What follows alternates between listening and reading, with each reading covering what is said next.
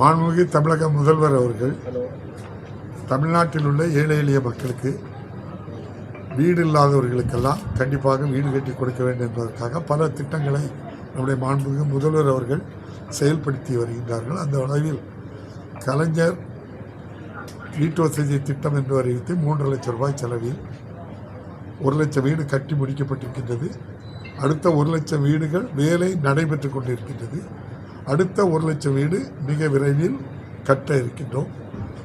இவ்வாறு கிராம பகுதிகளுக்கு 3 லட்சம் வீடுகள் கட்டி முடிக்கப்பட்டிருக்கின்றது.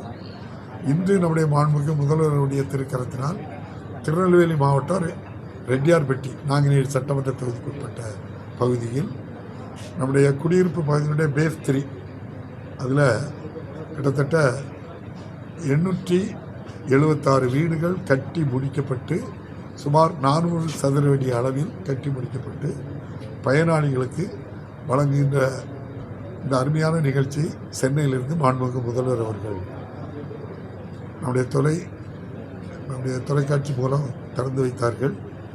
இப்போது நம்முடைய மாவட்ட ஆட்சியர் தலைமையில் இந்த நிகழ்வு இங்கு நெல்லையில் நடைபெற்றது. அந்த மக்கள் எல்லாம் 876 மக்களுமே ஆட்சேகரமான நிலப்பகுதியில் வாழ்ந்தவர்கள். ஆட்சேபகரமானது நீர்வழி பகுதி மற்றும் பல பகுதிகளில் குடியிருக்க அனுமதிக்கப்படாத இடங்களில் வாழ்ந்தவர்களை அழைத்து அவர்களுக்கு கிட்டத்தட்ட அந்த வீட்டினுடைய மதிப்பு 18 லட்சம் ரூபாய் ஒவ்வொரு வீடும் 129 கோடி ரூபாய் மொத்தம்.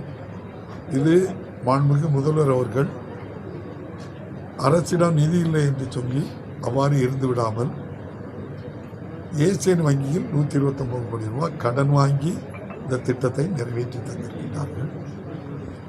தமிழ்நாட்டில் பல பேர் அரசியலுக்காக இந்த அரசு கடன் வாங்கிவிட்டது என்று சொல்வார்கள். இந்த அரசு பொறுப்பேற்கும் போது 5,18,000 கோடி ரூபாய் அன்று கடன் இருந்தது. அதற்கு ஆண்டுதோறும் வட்டியாக மட்டும் 60,000 கோடி ரூபாய் கட்ட வேண்டும். அதற்குரிய வட்டியும் கட்டி மிக அதிகமான கடனை பெறவில்லை.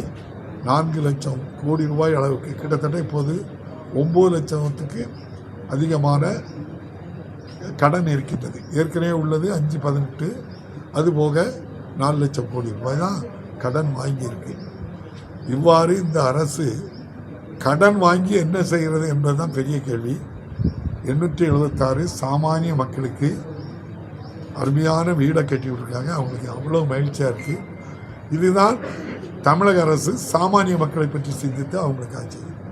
இதே மாதிரி பாரத பிரதமரும் பொறுப்பேற்கும் போது 2014 இந்தியாவினுடைய கடன் அளவு 55 லட்சம் கோடி.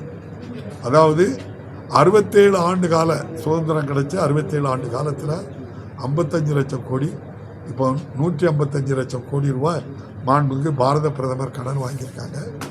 வாங்கி அவங்க யாருக்கு கொடுத்துருக்காங்கன்னா கார்ப்பரேட் நிறுவனத்துக்கு கிட்டத்தட்ட 16 லட்சம் கோடி ரூபாய் கடன் தள்ளுபடி பண்ணியிருக்காங்க. ஒரு அரசு, ஒரு மாநில அரசு சாமானிய மக்களுக்கு படிப்பு, அதே போல் படிக்கிற பிள்ளைகளுக்கு மாதம் 1000 ரூபாய், விடியல் பயணத்துக்கு ஆண்டுக்கு 3,760 கோடி ரூபாய், மக்களுடன் அது நம்ம மருத்துவம், மக்களை தேடி மருத்துவத்துக்கு 2,58 லட்சம் பேர் பயன்பெற்றிருக்காங்க.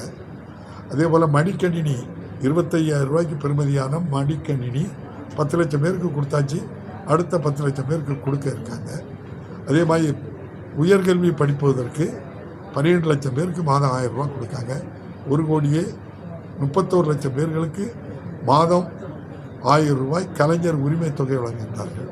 இந்த அரசு சாமானிய மக்களை சிந்தித்து சாமானியர்களுக்கான திட்டங்களை தயாரித்து சாமானிய மக்களுடைய வளர்ச்சிக்கு, முன்னேற்றத்திற்கு செயல்படுகின்ற அரசாக நம்முடைய மக்கள் பார்க்கின்றார்கள். இப்போது கூட இந்த வீடுகளை பெற வந்தவர்கள் அவ்வளவு மகிழ்ச்சியாக சந்தோஷமாக எங்களுடைய வாக்குகள் முழுமையாக நம்முடைய மாண்புமிகு முதல்வர் சுட்டி காட்டுகின்ற வேட்பாளருக்கு தான் என்று பெருமையாக சொல்லுகின்றார்கள். நன்றி, வணக்கம். யாரு வச்சுக்கிட்டே இருக்குன்னு சொல்லிட்டே இருக்காங்க. ஆனா எல்லாமே செஞ்சது மத்திய அரசு திட்டத்தில் அனைத்து திட்டங்களுமே செயல்படுத்தப்பட்டு இருக்கு. ஒரு விஷயம் கூட அவங்க செய்யாம அவங்களோட பெயரை பயன்படுத்திட்டு இருக்காங்கன்னு இப்ப குற்றச்சாட்டு. இதே மாவட்டத்தை சேர்ந்தவர் தானே இப்போ நம்முடைய மாண்புக்கு நயனா நாகேந்திரன்ட்ட போய் கேளுங்க, இது யார் கட்டி கொடுத்தான்னு கேளுங்க. 876 வீடு. அவங்க தொகுதியில் உள்ளவங்க நிறைய பேர் இருக்காங்க. யாரு? மாண்புக்கு நயனா நாகேந்திரன் அவங்க தொகுதியில் உள்ளவங்களும் நிறைய பேர் இருக்காங்க. இதுக்கு 129 கோடி ரூபாயில் 129 பைசாவாவது நீங்கள் வாங்கி கொடுத்துடலான்னு கேளுங்க. நீங்கள் நகர்ப்புற மேம்பாட்டு வாரியத்தின் மூலம் கட்டுகின்ற எல்லா கட்டடத்துக்கும் 10 லட்சம் ரூபா ஃபிக்சேஷன் பண்ணியிருக்காங்க. அதில் 10% பயனாளிகள் 1 லட்சம் ரூபா கட்டுவாங்க. 15% மாண்புமிகு பாரத பிரதமர் 1.5 லட்சம் கட்டுறாங்க. மீதி 7.5 லட்சம் ரூபா மாண்புமிகு முதல்வர் தான் கட்டுறாங்க. ஆனால் வீட்டுக்கு பேர் மட்டும் மோடி ஐயா பேர் வைக்கணும் அப்படிங்கிறாங்க. நீங்கள் நம்ம மருத்துவக் கல்லூரி மருத்துவமனையை போய் பாருங்கள், அது யார் பணம் கொடுத்தது? மத்திய அரசு 60%, மாநில அரசு அவங்க 40, நம்ம 60 கொடுக்கோம். அதை வாங்கி கெட்டு முடித்த உடனே ஐயா பாரத பிரதமர் ஐயா பேர் போட்டாங்க. நீங்கள் மாநில அரசுக்கு கொடுத்துருக்கக்கூடிய ஒவ்வொரு பணமும் யார் பணம்? நம்ம பணம். நம்ம தமிழ்நாட்டிலிருந்து கொடுக்கக்கூடிய ஜிஎஸ்டியில் உள்ள பணம் தான் அது பணம். அதுக்கு தர வேண்டிய நிதியை தான் தர மறுக்கிறாங்க.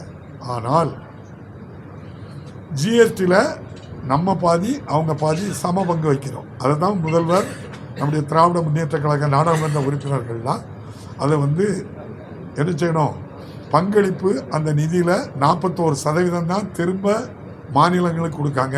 அது 50% உயர்த்தினாங்க. உயர்த்த இல்லையா அவங்க?